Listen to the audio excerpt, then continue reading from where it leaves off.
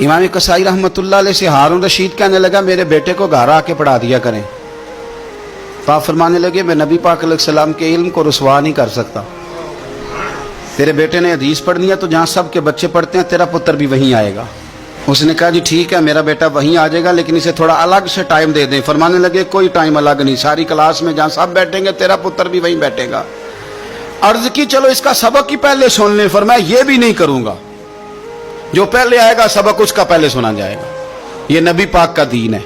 अब हारून रशीद क्या कहता है, बादशाह है, कहता है हुजूर मैं भी बड़ा जरा आपको आजमा ही रहा था कि मैं अपने बच्चे को कहीं कच्चे उस्ताद के पास तो नहीं दाखिल कराने लगा।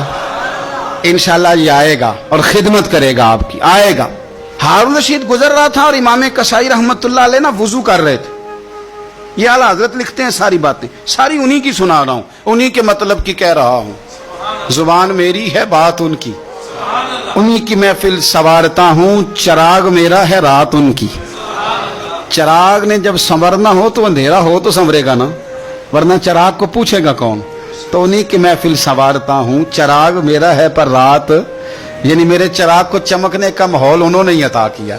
इमाम कुशाई रहमतुल्लाह ताला अलैह वुजू कर रहे थे, हारून रशीद गुजर रहा है। हारून रशीद का बेटा शहजादा, सल्तनत का शहजादा, उस्ताद जी पैर धो रहे थे तो वो लोटे के साथ पानी डाल रहा था।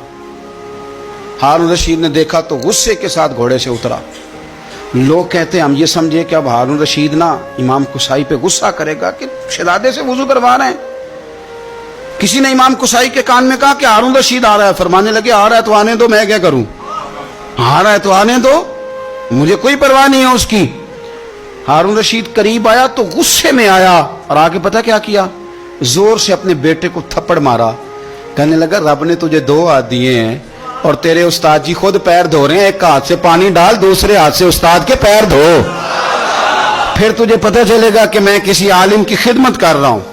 हाँ तमन्ना दर्द दिल की हो तो कर खिदमत फकीरों की, नहीं मिलता ये गौहर बादशाहों के खजीनों में, तू ये क्या कर रहा।